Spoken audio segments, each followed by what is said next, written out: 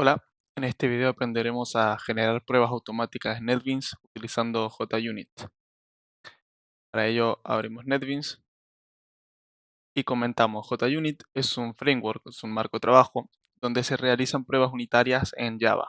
Nos permite escribir y ejecutar las pruebas de manera estructurada y nos ayuda a verificar que el código funciona correctamente. Entonces, en nuestra versión de NetBeans, que es la 12, ya viene integrado el JUnit a nuestras librerías por defecto. Vamos a crear un nuevo proyecto. De hecho, cabe destacar que la máxima versión de JUnit, que es la 5 en este momento, no está integrada en Java with Ant. Viene integrado automáticamente en with Maven y Gradle. Pero bueno, para la versión, para la herramienta Ant, tenemos el Unit 4 únicamente, JUnit 4. Entonces, ya dicho esto, creamos un nuevo proyecto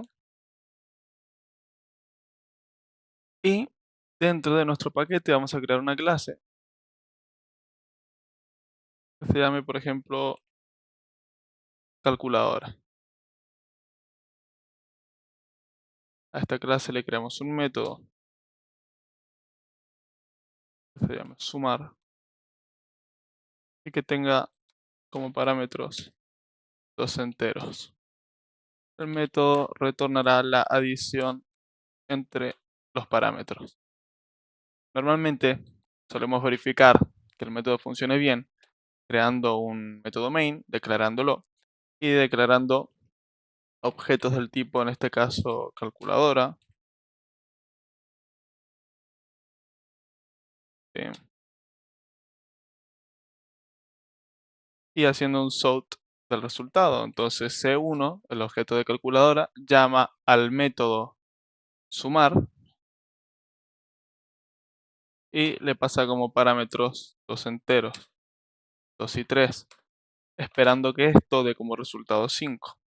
Ejecutamos el programa y nos quedamos que por consola nos muestra 5 y decimos, bueno, funciona el método. Bueno, esta es una forma errónea, o por lo menos una forma muy manual, muy básica, de comprobar que el método funcione bien.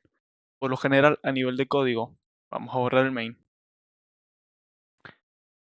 A nivel de código, si damos clic derecho en calculadora, tenemos la opción de Tools, Create Update Test. Y aquí se nos abre una elección, por ejemplo, el framework. Tenemos JUnit clásico y el JUnit 4, que es la versión más moderna para Ant.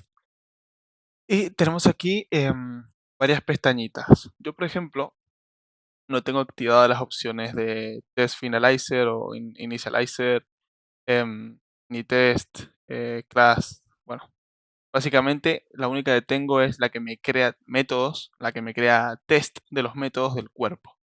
Porque todas estas otras se emplean para configurar o limpiar recursos compartidos, como bases de datos o archivos, antes o después de ejecutar las pruebas.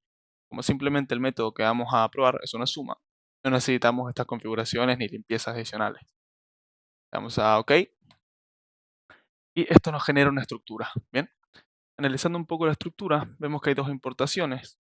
Una que nos importa la clase test y otra que nos importa la clase assert con todos sus métodos y atributos. Bien, porque está el asterisco universal. Se nos genera una clase pública, la cual nos deja ver que es un test de la clase calculadora. Y aquí JUnit usa una notación que es @test para indicar que los métodos que están aquí, seguido de la notación, son métodos de prueba.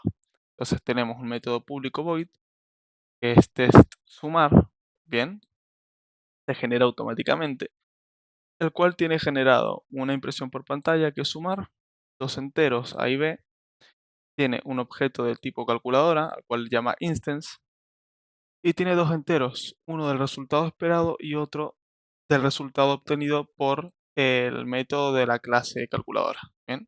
Que es sumar. Luego utiliza la otra importación, que es el método AssertEquals de la clase assert, el cual como primer parámetro recibe el resultado esperado y como segundo el resultado obtenido del método, ¿bien?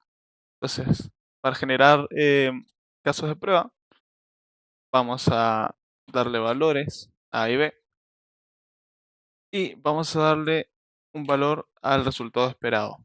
Vamos a hacer que coincidan. Pondremos 11. Por cierto, debemos borrar también esta última línea de código que hace que el test vaya a fallar.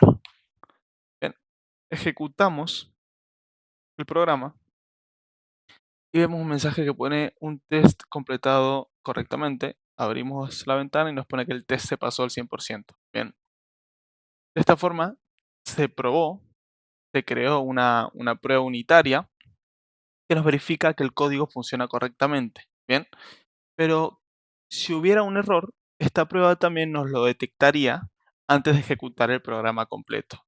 Por ejemplo, si yo pongo que el resultado esperado es 10, sabiendo que es 11, me marca el error. Bien, me pone eh, el test ha fallado. Vemos que aquí pone fallado, porque lo que se esperaba era el valor de 10, pero lo que se obtuvo fue el valor de 11.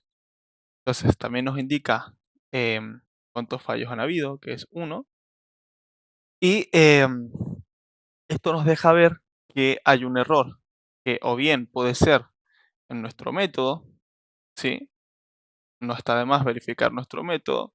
Y cuando el error no tiene que ver con nuestro método, entonces en este caso el error fue que la variable resultado estaba esperando un valor que es erróneo.